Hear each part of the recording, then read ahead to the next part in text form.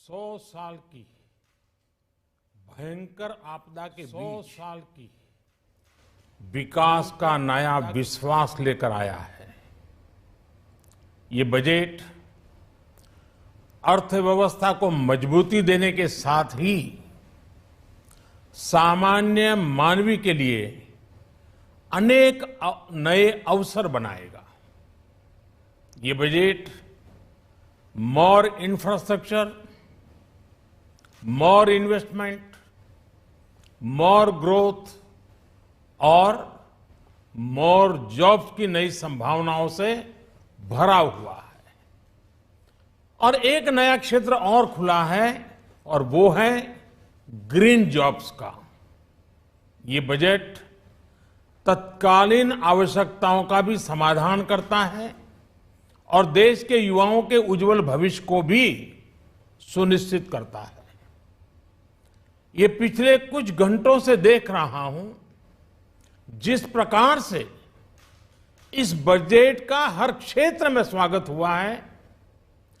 सामान्य मानवी की जो सकारात्मक प्रतिक्रिया आई है उसने जनता जनार्दन की सेवा का हमारा उत्साह अनेक गुना बढ़ा दिया है।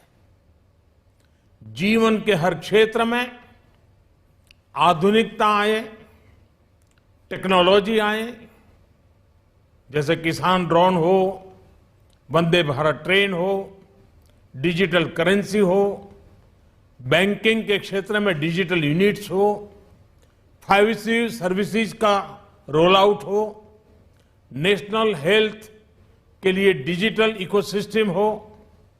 इनका लाभ हमारे युवा, हमारे मध्यम वर्ग, गरीब, दलित, पिछड़े, ये सभी वर्गों को मिलेगा। इस बजट का एक महत्वपूर्ण पहलू है गरीब का कल्याण। हर गरीब के पास पक्का घर हो, नल से जल आता हो, उसके पास शौचालय हो, गैस की सुविधा हो, इन सभी पर विशेष ध्यान दिया गया है। इसके साथ ही आधुनिक इंटरनेट कनेक्टिविटी पर भी उतना ही जोर है। जो भारत के पहाड़ी क्षेत्र हैं, हिमालय का पूरा पट्टा, जहां जीवन आसान बने, वहां से पलायन ना हो, इसे ध्यान में रखते हुए भी नई घोषणा की गई है। हिमाचल, उत्तराखंड, जम्मू कश्मीर, नॉर्थ ईस्ट ऐसे क्षेत्रों के लिए पहली बार देश में पर्वतमाला योजना शुरू की जा रही है।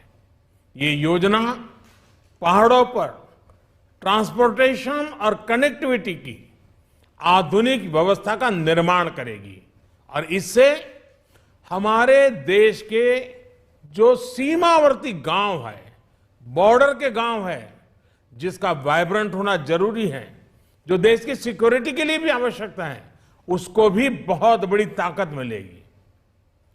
भारत के कोटि कोटि जनों की आस्था मां गंगा की सफाई के साथ साथ किसानों के कल्याण के लिए एक महत्वपूर्ण कदम उठाया गया है। उत्तराखंड, उत्तर प्रदेश, झारखंड, बिहार, पश्चिम बंगाल, इन राज्यों में गंगा किनारे नेचुरल फार्मिंग को प्रोत्साहन दिया जाएगा।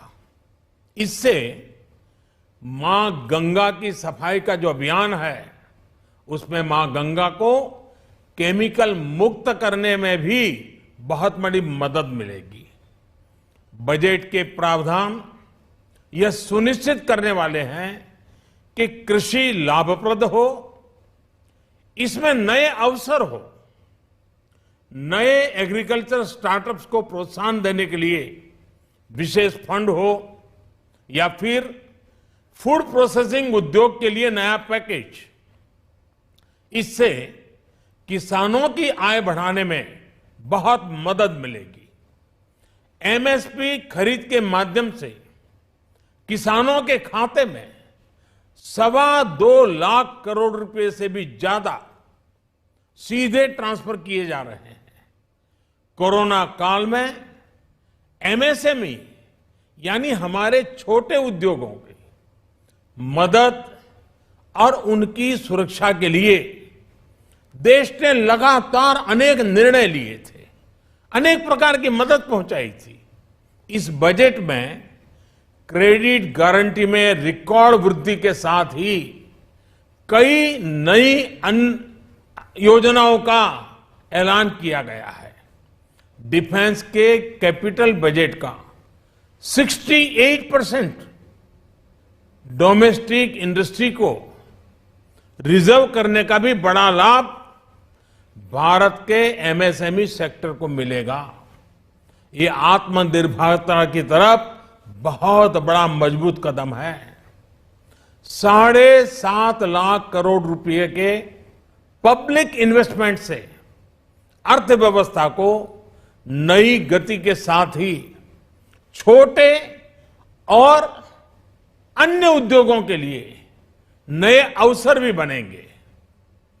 मैं वित्त मंत्री निर्मला जी और उनकी पूरी टीम को इस पीपल फ्रेंडली और प्रोग्रेसिव बजट के लिए बहुत बहुत बधाई देता हूं। कल भारतीय जनता पार्टी ने मुझे सुबह 11 बजे बजट और आत्मनिर्भर भारत विषय पर बात करने के लिए निमंत्रित किया है। कल 11 बजे मैं बजट के इस विषय पर विस्तार से बात करूंगा। आज इतना काफी है। बहुत बहुत धन्यवाद।